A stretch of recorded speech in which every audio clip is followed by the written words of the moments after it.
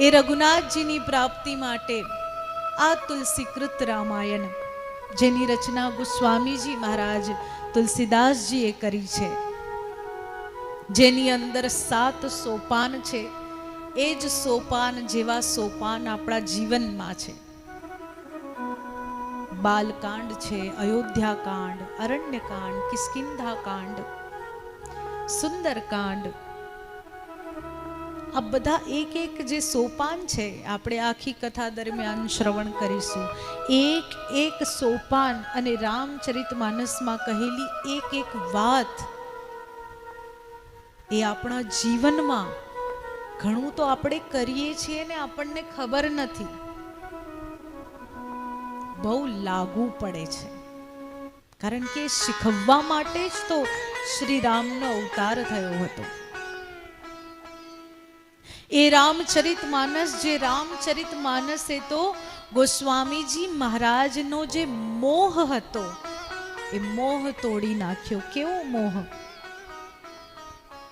ગોસ્વામીજી મહારાજનો જન્મ થયો ને જન્મતાની સાથે રામ બોલ્યા, અને રામ બોલ્યા એટલે માતાને ભય લાગ્યો. માતા ઉલસીને થયું કે અરે, આ તો જન્મતાની સાથે રડવાના બદલે બોલ્યો.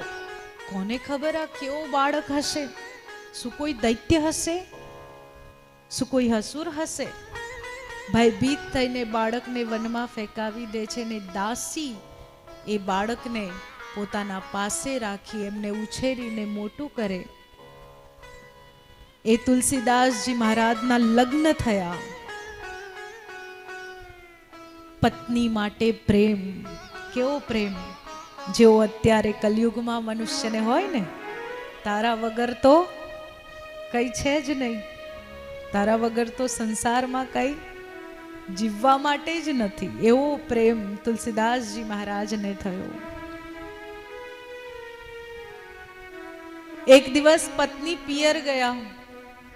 પિયર જાય ને પત્ની, પિયર ગયા ને તુલસીદાસજીને પત્નીની યાદ આવી કે મારે મારા પત્નીને હમણાં જ મળવું છે. બરાબર વરસાદ પડી રહ્યો છે, વીજળી ચમકી રહી છે, વાદળો ગરજી રહ્યા છે, અને તુલસીદાસજી મહારાજ નીકળી પડ્યા છે પત્નીને મળવા. નદી પાર કરવા માટે નાવડી નથી તો લાકડાના સહારે નદી પાર કરી છે. પહોંચ્યા, 2 માળનું મકાન છે ને બીજા માળે પત્ની રહે છે. જોયું તો પાસે કંઈક દોરડા જેવું દેખાયું. ખરેખર દોરડું નહોતું, એ સર્પ હતું. પણ મોહ, માણસને મોહ કેટલો ખેંચે છે. આપણે એમ કહીએ ને કે મને તો કઈ મોહ નથી. એ મોહ તો ત્યારે જ ખબર પડે જ્યારે વિરહ આવે, જ્યારે મનુષ્યથી દૂર થાય ત્યારે જ ખબર પડે કે મોહ કેટલો છે. પાસે રહેવાથી ના ખબર પડે. આ મોહે તુલસીદાસજી મહારાજને ખેંચ્યા છે, અને મોહના કારણે સર્પમાં દોરડારૂપી ભ્રમ, જેમ સંસારમાં મનુષ્યને સત્યરૂપી ભ્રમ થાય છે કે આ સંસાર સાચો છે, પણ ખરેખર આ સંસાર છે સાચો? ખોટો નથી, મિથ્યા છે. આજે જે સંસાર, અરે તમને પાટલે બેસાડે, માથા ઉપર બેસાડે, એ જ સંસાર જો એને મનગમતું નહીં થશે તો માથા ઉપરથી સીધા ખાડામાં સીધા ફેંકી દેશે. એવો આ સંસાર છે.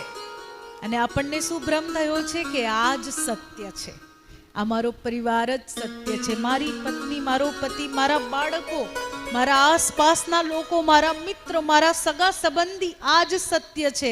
પણ ખરેખર આ જ એ છે જે આપણને પરમાત્માથી દૂર રાખે છે.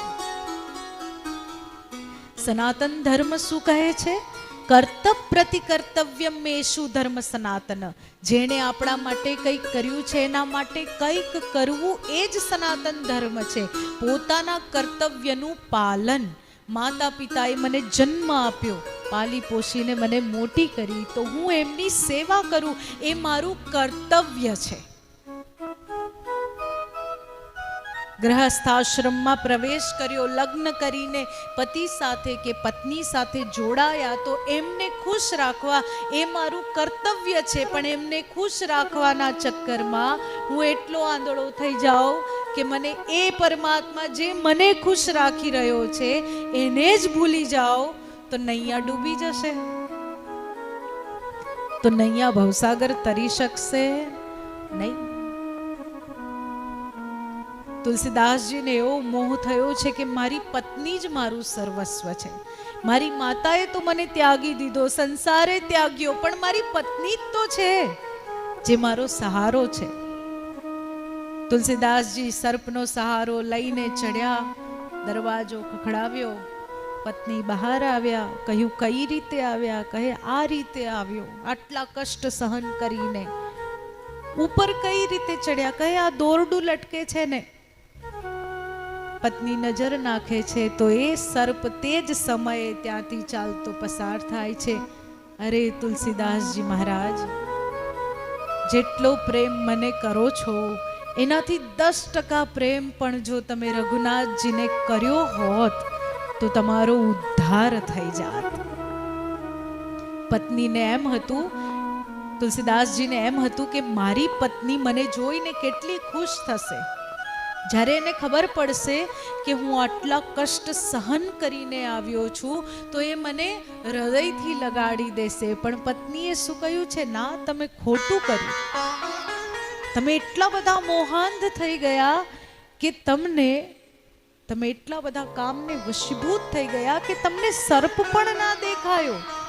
તમે દોરડું સમજીને ચડી ગયા. આટલો બધો મોહ સારો નથી ગોસ્વામીજી. મોહ થાય તો શ્રી રામ પ્રત્યે થાય, ભક્તિ થાય તો શ્રી હરિની થાય, પરમાત્માની થાય. સંસાર માટે આટલો મોહ, એ તો તમારું પતન કરાવશે.